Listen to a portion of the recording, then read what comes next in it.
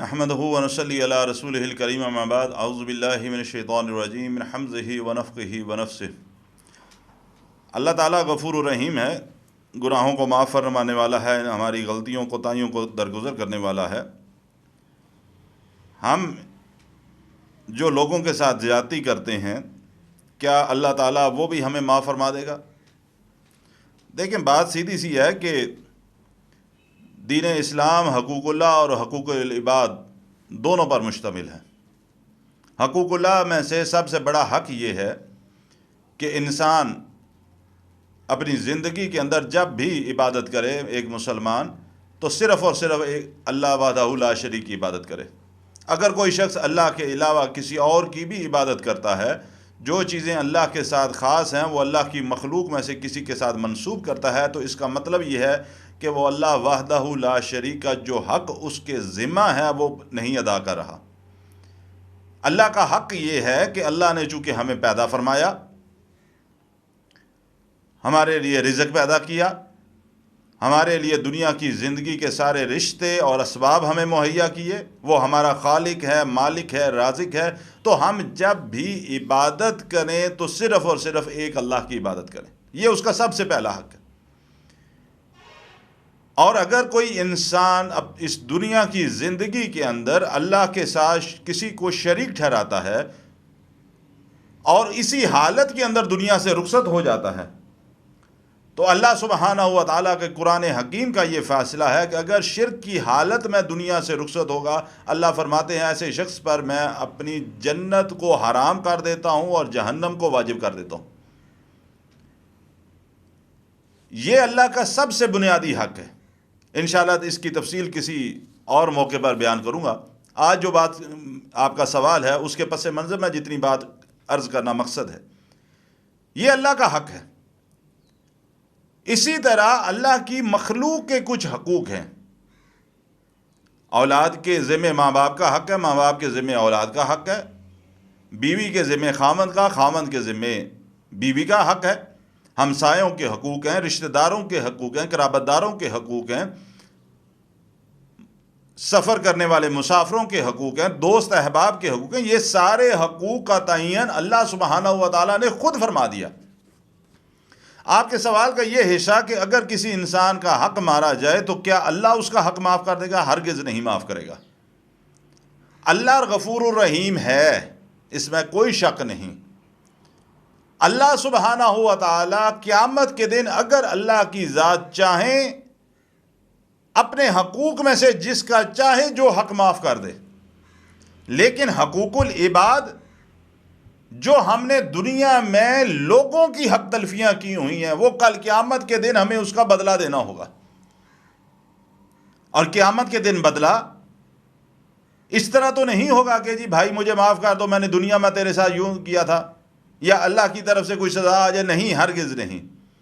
دنیا کی زندگی میں نے اگر کسی کے ساتھ زیادتی کی ہے، کل قیامت کے دن وہ شخص کہے گا کہ اس بندے نے، اللہ تو جانتا ہے کہ دنیا میں میرے ساتھ یہ زیادتی کی، میری حق تلفی کی، میری زمین ہتھیا لی، میرا مال چرا لیا، میری پیٹھ پیچھے میری غیبتیں کرتا تھا، چغلیاں کرتا تھا، جو آج کل ہم جس کو گناہ ہی نہیں سمجھتے۔ آج یوم حساب ہے، اللہ اس نے میری عزت کو اچھالا تھا، آج مجھے بدلہ چاہیے۔ اللہ کے نبی جناب محمد رسول اللہ صلی اللہ علیہ وسلم فرماتے ہیں، اللہ فرشتوں کو حکم دے گا، یہ جو بندہ ہے نا جس نے اس کا حق مارا، اس کی اتنی نیکیاں اس کو دے دو۔ وہاں تو نیکیاں دینی پڑیں گی تب جان بچے گی، اور اللہ ناخواستہ اگر نیکیاں ختم ہو جاتی ہیں اور جن کے حق مارے ہوئے ہیں وہ ابھی لوگ موجود ہیں جن کی میں عزتیں اچھالتا رہا، جن کی عزتوں کو پامال کرتا رہا، جن کے حق غصب کرتا رہا، جن کے حق کی تلفی کرتا رہا، جن کے ساتھ ظلم اور زیادتیاں کرتا رہا، وہ موجود ہیں اور میرے پاس ان کو دینے کے لیے نیکی نہیں ہے، تو پھر کیا ہوگا؟ اللہ کے رسول فرماتے ہیں صلی اللہ علیہ وسلم، اللہ فرشتوں کو حکم دے گا ان لوگوں کے گناہ اس کے کھاتے میں ڈالتے چلے جاؤ۔ یہ بدل ایسے ہوگا، اور اللہ نہ خواستہ اگر نیکیاں بھی دے کے فارغ ہو گئے پھر بھی نہ کچھ بچا، گناہ بھی ان کے اپنے پاس آ گئے، تو اللہ کے رسول فرماتے ہیں صلی اللہ علیہ وسلم، اللہ فرشتوں کو حکم دے گا اس کو گھسیٹ کے جہنم میں پھینک دو۔ میرے بھائی، دنیا کی زندگی میں اگر کسی سے کوئی زیادتی کی ہوئی ہے تو اسے معاف کروا لو مرنے سے پہلے پہلے۔ کسی کا حق مارا ہوا ہے تو مرنے سے پہلے اس کو لوٹا دو۔ کسی کی حق تلفی کی ہوئی ہے تو اس کو اس کا حق دے دو۔ کسی کی عزت کو اگر اچھالا ہوا ہے تو دنیا سے جانے سے پہلے اسے معافی مانگ لو۔ یہ نہ ہو کل قیامت کے دن ہمارے پاس کچھ ہو ہی نہ اور الٹا ان کے گناہ ہمارے گلے پڑ جائیں، تو پھر اللہ کے ہاں ہمیں بچانے والا کوئی نہیں۔ اور ایک بات یاد رکھنا، اللہ غفور و رحیم ضرور ہے، لیکن اللہ تعالیٰ نے جہنم بھی اپنے نافرمانوں کے لیے بنا رکھی ہے جو دنیا کی زندگی کو اللہ کی نافرمانی کے اندر بسر کرتے ہیں۔ اس لیے کوشش اس بات کی کرنی چاہیے کہ جہاں ہم حقوق اللہ، اور یہاں ایک بات اور بھی عرض کرتا چلوں، لوگوں کے ذہنوں میں ایک کانسیپٹ بن چکا ہے کہ جی اللہ غفور الرحیم ہے، بندوں کے حق ادا ہونے چاہیے، اس کی مخلوق کے ہونے چاہیے، اللہ معاف کرنے والا اپنا حق وہ معاف کر دے گا۔ نہیں میرے بھائی، یہ بات یاد رکھنا، یہ سوچ غلط سوچ ہے۔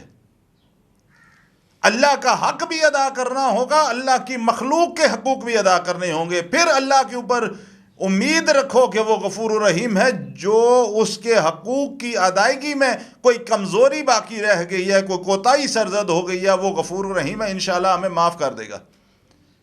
لیکن ہم اپنی زندگی کو سنوارے نہیں، پوری زندگی اللہ کی نافرمانی کے اندر بسر کرتے رہیں، اللہ کے ساتھ شرک کرتے رہیں، اللہ کی مخلوق کو اس کا شریک بنائے رکھیں، جو چیزیں اللہ کے ساتھ خاص ہیں وہ اللہ کی مخلوق کے ساتھ منسوب کرتے رہیں، تو پھر میرے بھائی یہ توکل رکھنا، یہ سوچ رکھنا کہ وہ غفور الرحیم ہے، تو یہ ہماری بہت بڑی بھول ہے اور شیطان کا بہت بڑا بہکاوا ہے۔ اس دنیا کی زندگی کو حد الوسع اللہ اور اس کے رسول کے حکموں کے مطابق بسر کریں، پھر اللہ پہ امید رکھیں کہ جو کمی کوتاہی باقی رہ گئی ہے، انسان ہونے کے ناطے جو غلطی سرزد ہو گئی ہے، اللہ تو غفور الرحیم ہے، ہمارے گناہوں کو معاف فرما۔ اللہ تعالیٰ مجھے اور آپ کو عمل کی توفیق عطا فرمائے۔